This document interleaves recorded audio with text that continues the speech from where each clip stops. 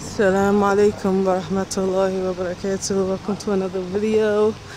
Sorry I've been away for a while, everyone, but just been a little bit busy.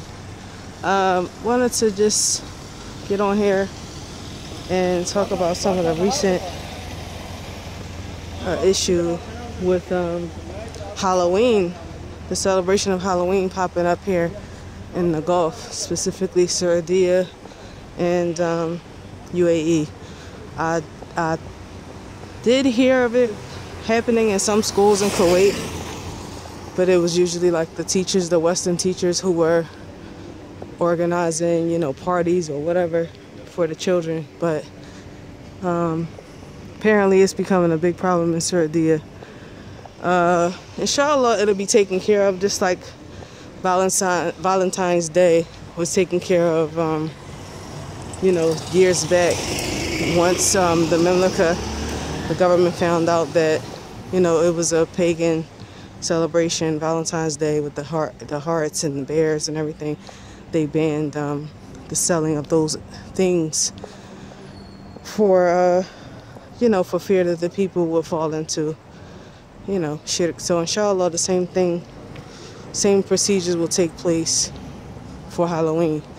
Now, the issue, this is something that I was thinking about. Due to the fact that so many Gulf Arab have gone to the West to study, they brought back some poison with them. Poison that they didn't realize they were inheriting, or that they were being poisoned with.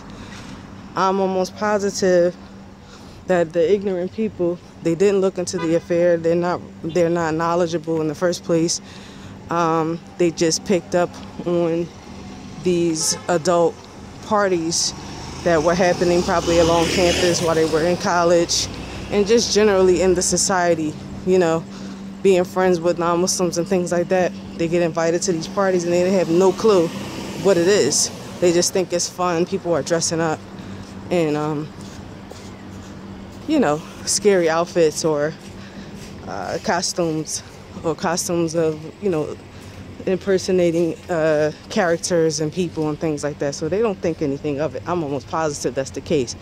But just because you're ignorant of something does not exempt you from the sin, and you falling into shirk and disbelief for practicing and following the kuffar.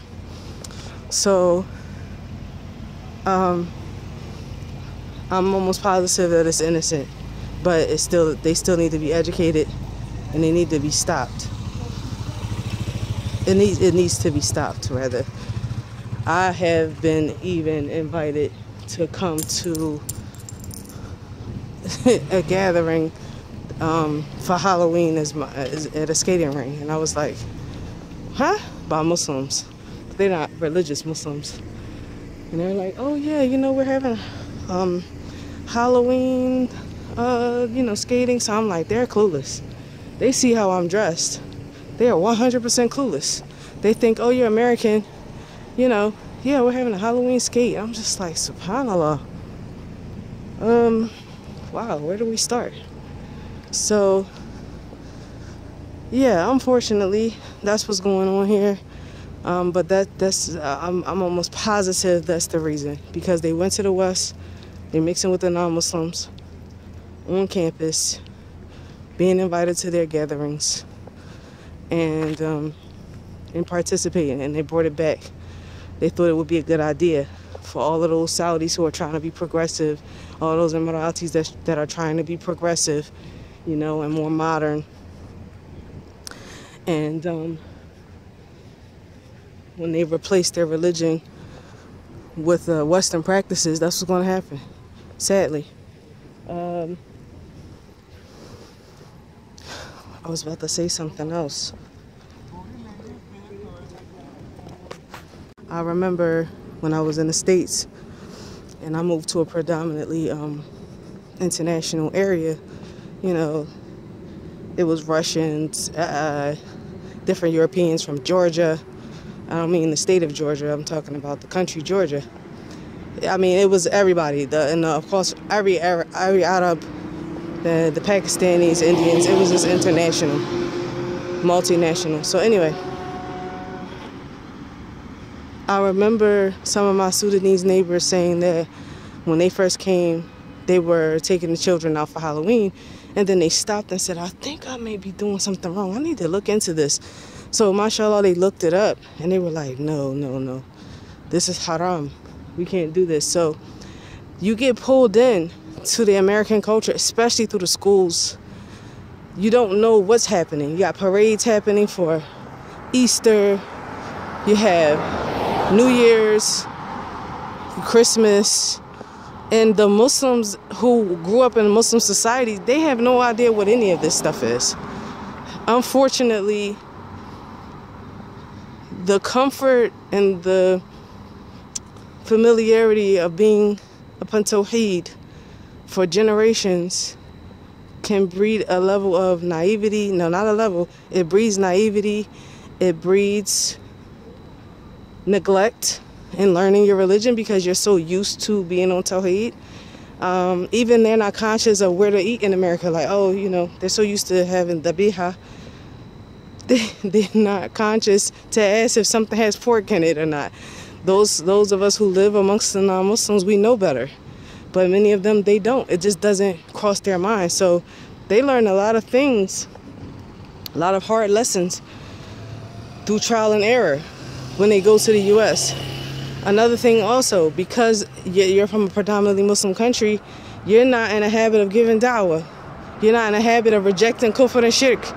Because everybody around you, even if you're upon Sufiya, it's a level of, it's from the sect of Islam. So they don't know anything else.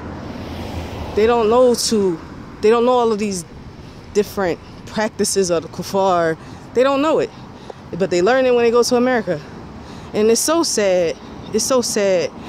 But just suspect that, I'm bringing this to your attention just so that you'll know and understand why this is happening. And if you have the ability to inform them what they're doing, then do so with gentleness and understanding and letting them know that it's serious. It's not a game. This is something that we grew up doing or seeing. For those of you who were born Muslim, and even if you were born Muslim and your parents were doing it out of ignorance or whatever, inform them of what it is that they're doing. I'll try to do my best, but it's sad. But they're clueless, 100% clueless.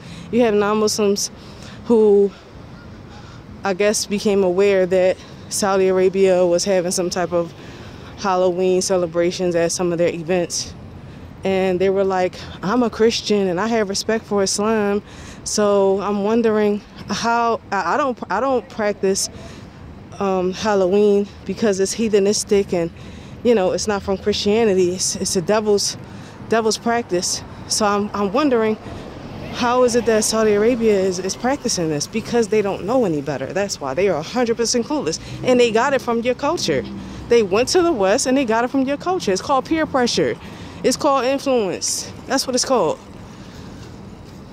That's what it's called. So I feel bad. I feel bad for them, the ignorance. You can't neglect your religion, learning your religion. When you run away from the deen, or you just negligent of it, I'm not gonna say these people don't have any religion with them, because you see people who have deen with them. They'll take their children to go see Santa Claus and take a picture with them, which is crazy. I'm like, they are 100% clueless. They are totally disconnected from what it is in reality. They celebrate New Year's, disconnected from the fact that New Year's is directly connected to Christianity. Directly connected. We used to go to church on Christmas as well as on New Year's. You bring in the new year because that's the year that God was born. A'udhu billah. That's what they say. That's what they believe. So it's sad, but that's what we're faced with. And there has been no error in Islam, no time period where except that the Muslims, when they started to mix with other people, non-Muslims, there's going to be some poison. There's no such thing as just being safe on this earth and no trials not being tried with your belief, not being tried with your religion. All the things that we learn has to now be implemented. You have to reject with your ears, with your eyes. You have to give a level of dawah without being angry, or harsh. Understand what's going on around you and why people do the things that they do. Not looking at them with disdain and hatred and shaking your head as if, we're upon some type of level, and because we have things with us that we haven't gotten rid of, that they don't have. You understand what I mean? Coming from the poison, being in the midst of it, 100% in agreement with some of it. And I don't mean the sins per se. I'm talking about ideologies and things that are still stuck, Allah Mustaan, that I feel like I'm always fighting the Muslims from the West when I'm speaking to them. So just give you a warning, and may Allah aid us all, may Allah help us all. It's a sad thing, but just prepare yourself, because that's what's happening. Nowhere to run, nowhere to hide.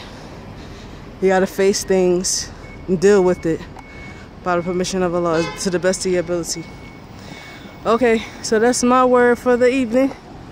I'm on my way to the shopping center to pick up a few things, and I will see you all in the next video. I cannot promise you that I'm gonna make a video every single day, because my schedule gets pretty unpredictable. So I'll try my best, to be as consistent for as long as I can. Thanks for tuning in, and don't forget, Hijrah mandates sacrifice. Ma salama.